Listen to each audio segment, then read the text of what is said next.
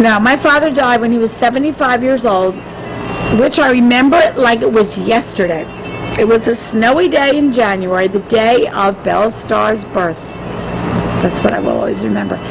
And my mom called and said, I'm making brisket for dinner. I said, oh, that sounds great. We'll be over later. It's super snowy. I have to go get Brian's lunch ready. And it was all these different jars of baby food.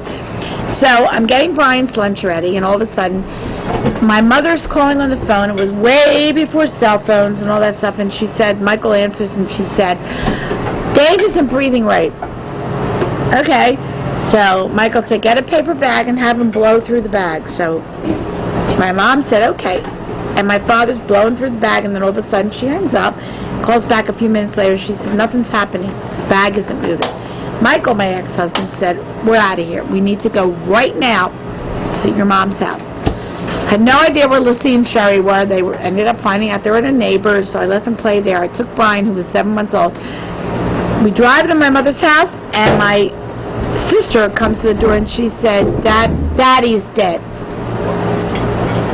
Weird now I think about that. I said, that's crazy. And I started dropping Brian right out of my arms, and Michael caught him, and I ran in the house, and there was a mirror in my mother's dining room, and I'm looking in the mirror, and I see my father laying in bed with the policeman.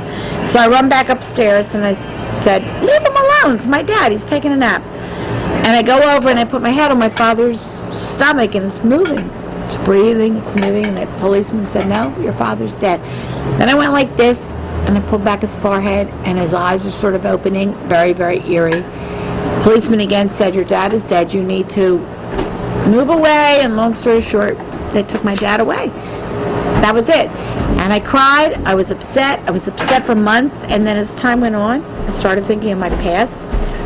And I started thinking, he really wasn't the kind of dad that Michael was to Lissy and Sherry and Brian as a tiny baby. My husband taught my children how to ride a bike. They taught him how to swim, all these things. My father, when I first got married and I didn't live there anymore, and we would go over, my ex-husband used to say, hey, Dave, my dad's name, why aren't you hugging your daughter? She's trying to give you a hug. He's busy reading the mail.